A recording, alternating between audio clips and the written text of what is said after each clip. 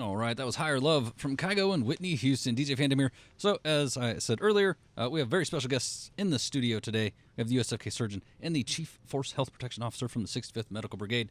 And so we're going to do a little Q&A here just for the people out there and just to get some general information out there and so we can talk a little bit more about this vaccine.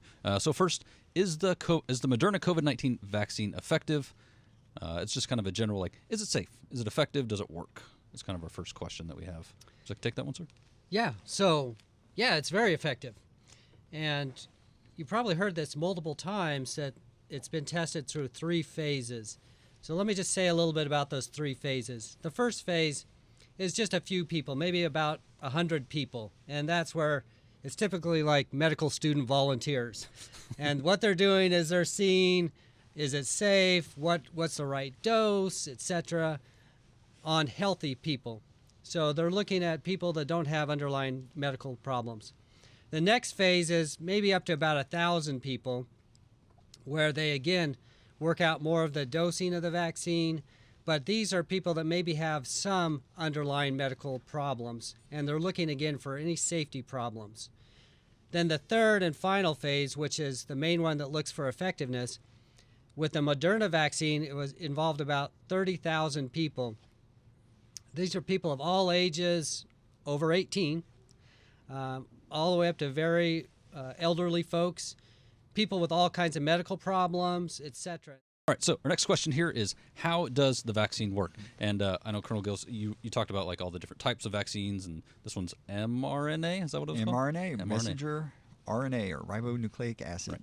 Yeah, so basically the vaccine is a 2-dose series given approximately a month apart. It shouldn't be given less than 28 days, so you get day 1 and then day 28, and up to day 45. But again, as we roll this out and get the process working, we're going to try to keep it as close to that 28 to 34-ish day mark. Right. It's kind of our target to get the people their second dose. All right, so next question is, when can I get the vaccine? I'd say that's probably like the biggest question, like when can I get it?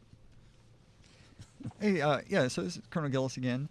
So how we have the process set up is essentially we're going by different tiers. We mentioned sort of the medical and first responders in that first tier. Then we'll start moving on to tiers 2 and 3, which will start including everybody else. What's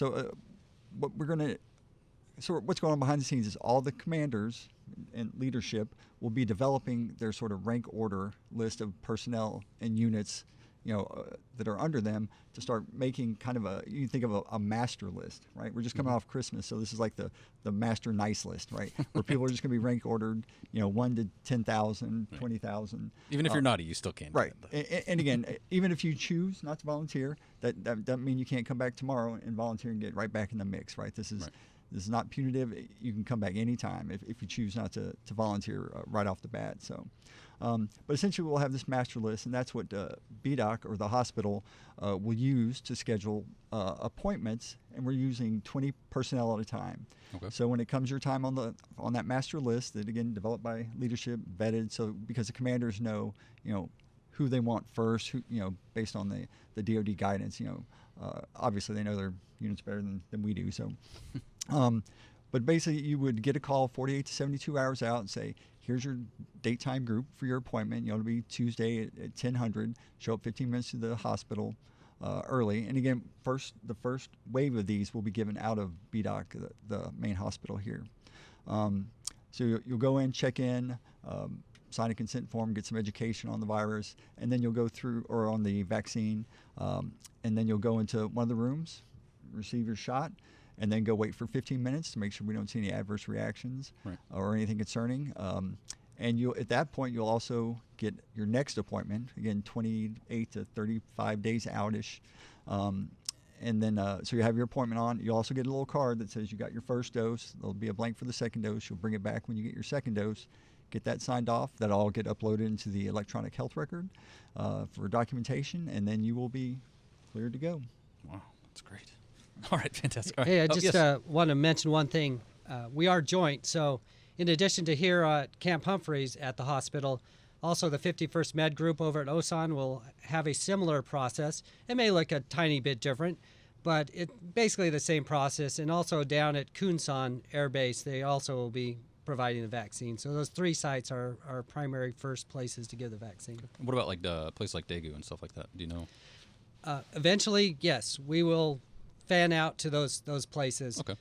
But the original first few days, we want to make sure we got our processes done right at those 3 sites. Right, and the good thing is we've been running flu campaigns, forever. So while this isn't exactly that, we sort of understand the processes, but we are going to kind of, start off kind of crawl, walk, run, make sure all our ducks are in order, and then we'll just kind of ramp up from there and just get after it. That's right. All right. So the next question here is kind of also important as well. What side effects should you expect after getting the vaccine? We kind of talked about this a little bit earlier, but are there any like uncommon ones, I guess, as well? Yeah, so the ones that are common, we've already discussed. So it's like the flu shot. You feel kind Arm of sore lousy and so forth.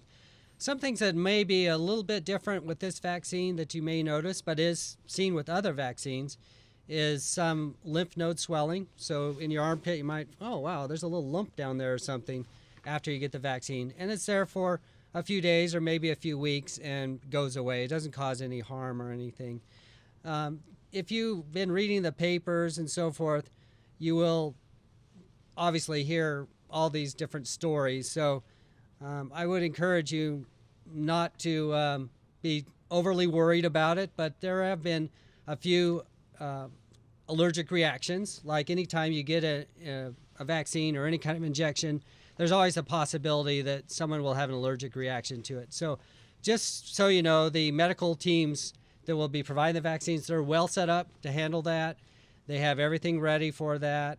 They are actually practicing for any of those things. But it's just like when we get the flu shot or any other shot, there's always some small percentage of the population that may have some kind of allergic reaction where they develop trouble breathing, maybe a fast heart rate, occasionally some nausea and so forth like that.